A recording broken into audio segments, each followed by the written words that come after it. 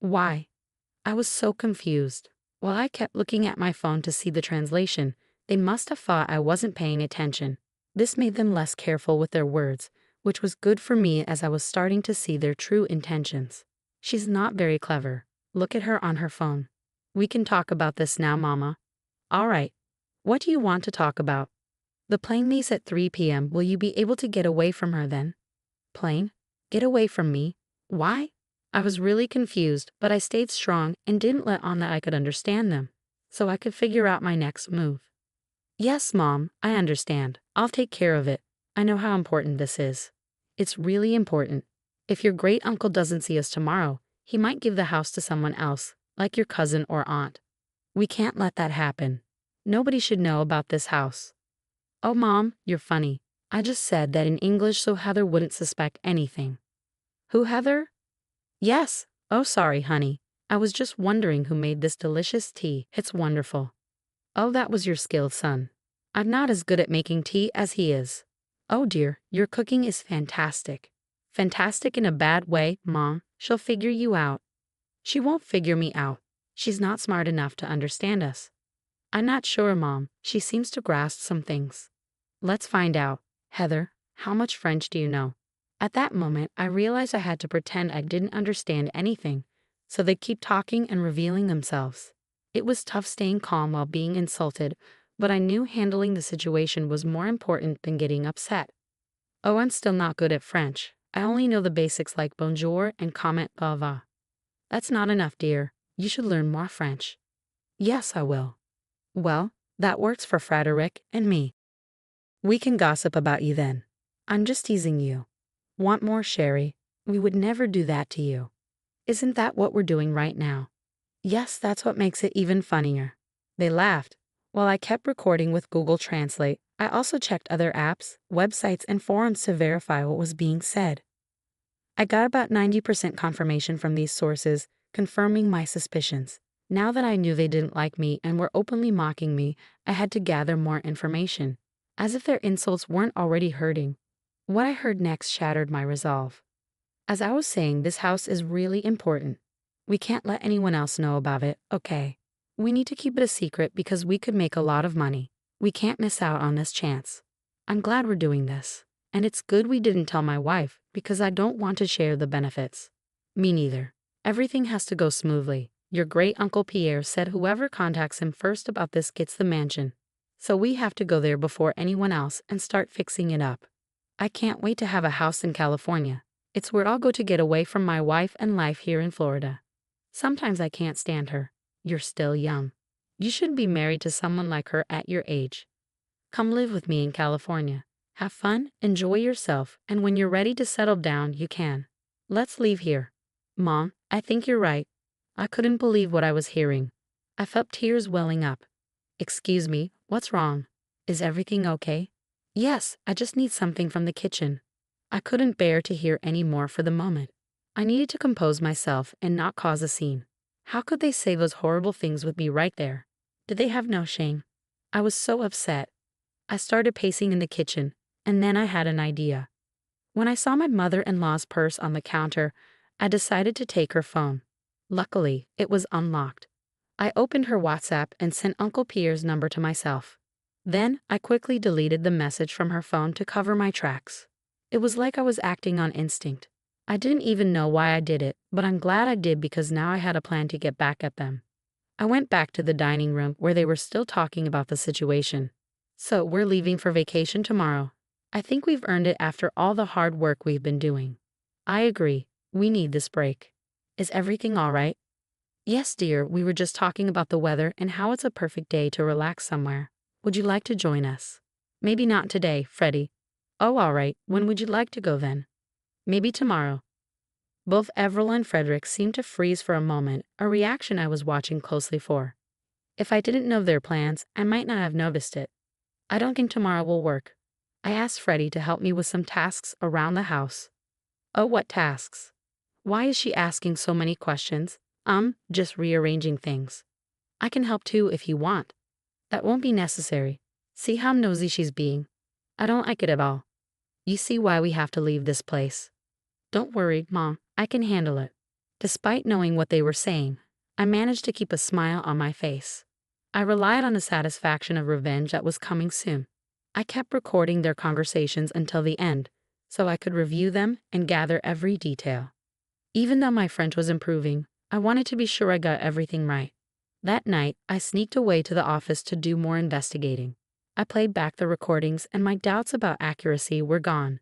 From all of this, I learned that there's a vacation planned for tomorrow to claim a house from Great Uncle Pierre. And these people apparently can't stand me and are planning to leave me. As a bonus, when I left my phone recording in the room with my husband and mother-in-law while pacing in the kitchen, I managed to pick up more useful information. Feeling quite sneaky and devious, I may or may not have altered the flight details, possibly postponing their flight to the day after tomorrow. That was just the first step of my plans. There was much more to come. Since I had obtained Great Uncle Pierre's number, I was prepared to take action. "Hello, Uncle Pierre, it's Heather." "Oh, hello, dear. How are you? Is everything all right?" "Well, not really." I went into great detail explaining the events of the day to Great Uncle Pierre. I even sent him the audio recordings as proof because without them, I doubted he would believe me. We ended the call so he could listen to the recordings, and we spoke again once he finished. Wow, I'm speechless. How could Avril do this? And Frederick? They were so sweet and innocent when they were younger. How could they betray you like this? And me? I know it's hard to believe. It was shocking to me too. You've really improved your French. Well done. Thanks, Pierre. But now that we know this, what's our next move? Well, obviously, they're not getting the house. That's for sure. After hearing all of this, there's no way I'm giving such a lavish and honorable gift to people planning to destroy it with their deceitfulness and foolishness. Okay, I understand. It's your house, and you have every right to decide what happens to it. Yes, indeed I do. From now on, I'll be ignoring their calls. Let's see how they like that. Thanks again for bringing this to my attention. You're a good and kind-hearted person, Heather. Please don't let the ugliness of this world change that. Thank you for your time and for listening to me. I know hearing what you heard today couldn't have been easy. I admire your courage and strength. Please take care of yourself, Uncle Pierre. You too, dear. Good night. And with that, I knew I had sealed Avril and Frederick's fate.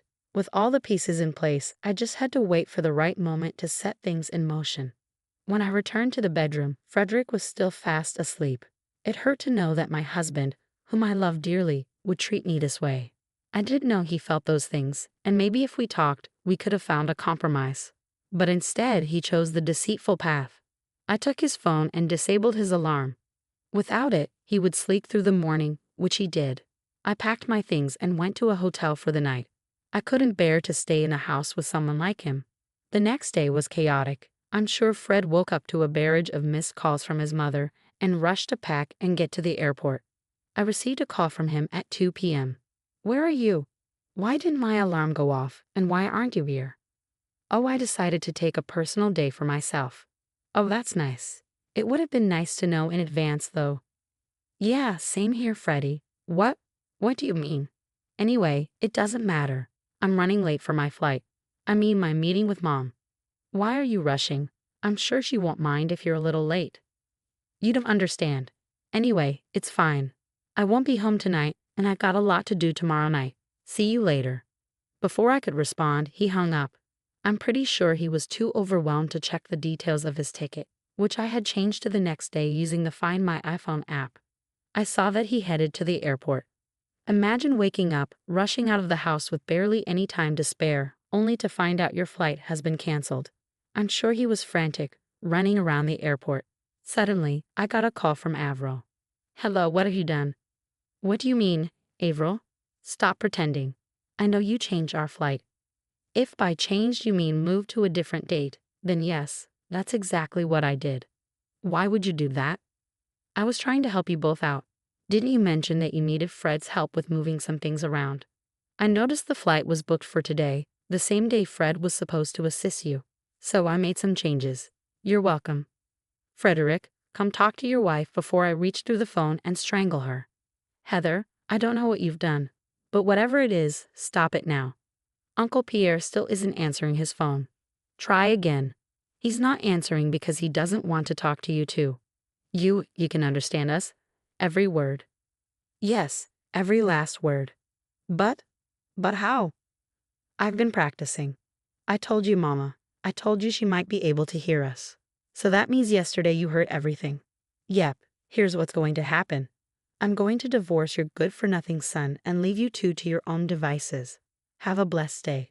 Oh, and next time you want to talk about someone with them right there, make sure they don't understand. Have a nice life. I hung up before they could respond. I was done with their games. Later in the day, I got a call from Uncle Pierre. Hello, dear. How are you? I'm feeling quite upset. I just had a terrible argument with Fred and Avril, and now I'm getting a divorce from him. I'm truly sorry things turned out this way, Heather. Life can be tough sometimes. How are you holding up? Well, I finally answered their call and gave them a piece of my mind. They're not happy about it. What'd you say? I told Fred he's foolish for treating you poorly, and I told Avril she's wicked for involving her son in her schemes.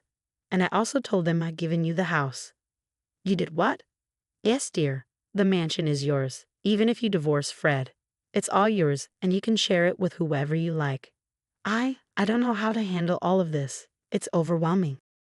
I wanted this house to go to someone kind, compassionate, and strong when needed. That's exactly who you are. The house is the least I could do after all the stress and turmoil those two put you through. It's yours. Take it. And with that, not only did I distance myself from two toxic people, but I also gained a multi-million-dollar mansion. Seeing me get what they always wanted made Avril and Frederick furious. They sent me constant threats, but I responded with pictures of the house as a reminder it was mine, not theirs. Revenge never felt so satisfying.